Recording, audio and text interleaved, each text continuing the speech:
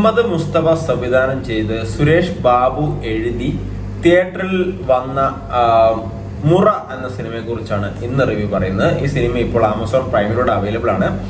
ചില സിനിമകൾ എനിക്ക് തിയേറ്ററിൽ പോയിട്ട് കാണാൻ പറ്റിയ സാഹചര്യം ഉണ്ടാകാറില്ല, കാരണം എനിക്ക് ഇതിൽ നിന്നും നമ്മുടെ ചാനലിൽ നിന്നും വരുമാനം കിട്ടി തുടങ്ങിയിട്ടില്ല.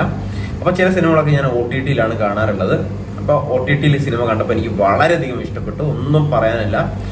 അല്ല, നമുക്ക് ഈ ഒരു 2 മണിക്കൂറുള്ള സിനിമ ആദ്യം മുതൽ അവസാനം വരെ ഒറ്റ ഇരിപ്പിന് കണ്ടു തീർക്കാൻ പറ്റിയ ഒരു സൂപ്പർ ത്രില്ലർ ഫിലിമായിട്ടാണ് എനിക്ക് തോന്നിയത് മുറ. ഇതിനകത്ത് ഒരു 4 ചെറുക്കന്മാരുടെ കഥ, അതുപോലെ 4+2 തമിഴ്, അങ്ങനെ 6 ആളുകളുണ്ട് ഇതിനകത്ത്. മെയിനായിട്ട് ഹൃദു ഹാരൂൺ എന്നുള്ളൊരു ചെറുപ്പക്കാരൻ മെയിനായിട്ടുള്ളൊരു അവരുടെ ഈ ഗാങ്ങിലെ ലീഡർ എന്ന് പറയാം. അതുപോലെ നമ്മുടെ വെഞ്ഞാറമ്മൂട്, സുരാജ് വെഞ്ഞാറമ്മൂട്, അതുപോലെ മാല പാർവതി, പിന്നെ കനി കുസൃതി, അങ്ങനെ കുറച്ച് പേരൊക്കെ ഇതിനകത്ത് അഭിനയിക്കുന്നുണ്ട്. പ്രകടനങ്ങളിലേക്ക് വന്ന ഈ 4 ചെറുക്കന്മാരും അതുപോലെ ഈ തമിഴ് 2 ചെറുക്കന്മാരും അവരുടെ മാക്സിമം ഇട്ട് എഫോർട്ട് ചെയ്തിട്ടുണ്ട്.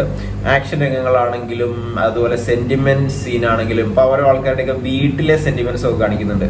അത് നമുക്ക് ശരിക്കും അത് ഉൾക്കൊള്ളാൻ കഴിയും. നമ്മുടെ മനസ്സിൽ തട്ടി നിൽക്കുന്ന രംഗങ്ങളൊക്കെ വന്നിട്ടുണ്ട്. അതുപോലെ ഈ തമിഴന്മാരുടെ ആ ഒരു 2 ചെറുപ്പക്കാരുടെ സീൻസും ഒക്കെ ഇവർ തമ്മിലുള്ള ഒരു കോമ്പിനേഷൻ, കെമിസ്ട്രി ഒക്കെ വളരെയധികം നന്നായിട്ട് വന്നിട്ടുണ്ട്. അതുപോലെ സുരാജ് വെഞ്ഞാറമ്മൂടാണെങ്കിലും ആദ്യമൊക്കെ പവർഫുൾ ആയിട്ട് കഥാപാത്രം നമ്മൾ ഇങ്ങനെ ബിൽഡപ്പ് കൊടുക്കുകയാണ്. മറ്റുള്ളവർ പറഞ്ഞ് ഇയാൾ വലിയ സംഭവമാണെന്നൊക്കെ പറഞ്ഞ് ബിൽഡപ്പ് കൊടുത്തിട്ട് ലാസ്റ്റിലേക്ക് കുറച്ച് ബിൽഡപ്പ് കുറഞ്ഞ് ഗ്രാഫ് കുറഞ്ഞ് വരുന്നുണ്ട്. എങ്കിലും ഈ നമ്മുടെ സുരാജ് വെഞ്ഞാറമ്മൂട് ഈ ഒരു കഥാപാത്രം ഏറ്റെടുത്തതിന് അദ്ദേഹത്തിന് ഒരു ബിഗ് ക്ലാപ്പ് കൊടുക്കണം. അതുപോലെ ഒരു പവർഫുൾ കഥാപാത്രമാണ് മാല പാർവതി. അവർ അത് നന്നായി ചെയ്തിട്ടുണ്ട്. അവർക്ക് ഈ സിനിമകൾ ഇങ്ങനെയുള്ള സീൻസ് ഒക്കെ കൊടുത്തു കഴിഞ്ഞാൽ, ഇങ്ങനത്തെ കുറച്ച് ക്യാരക്ടേഴ്സ് ഒക്കെ കൊടുത്തു കഴിഞ്ഞാൽ അവർ നന്നായിട്ട് ചെയ്യുമെന്നാണ് എനിക്ക് തോന്നുന്നത്. കുറച്ചും കൂടെ അവർക്ക് ചെയ്യാൻ കഴിയുമായിരുന്നു ഈ സിനിമയിൽ എനിക്ക് തോന്നുന്നുണ്ട്. മറ്റുള്ള ടെക്നിക്കൽ വശങ്ങളിലേക്കൊക്കെ നോക്കിയാലും ഇതിനകത്തുള്ള BGM, ബാക്ക്ഗ്രൗണ്ട് മ്യൂസിക് ഒക്കെ ആ ഒരു കറക്റ്റായിട്ട്, ഓവറായിട്ട് ഒന്നും വന്നിട്ടില്ല. കറക്റ്റായിട്ട് ആ ഒരു സീനിലൊക്കെ, അതായത് നമുക്കൊരു സെക്കൻഡ് ഹാഫ് ലാസ്റ്റിലേക്കൊക്കെ വരുമ്പോൾ കുറച്ച് ക്രൈം സീൻസ് ഒക്കെ വരുന്നുണ്ട്.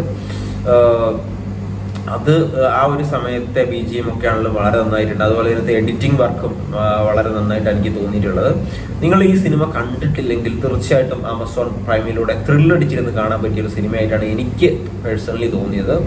2 മണിക്കൂർ പോയതേ അറിഞ്ഞിട്ടില്ല. പെട്ടെന്ന് സിനിമ ഒരു അരമണിക്കൂർ ആകുമ്പോഴേക്കും ഒരു നല്ല ത്രെഡ് കിട്ടി സിനിമയിൽ.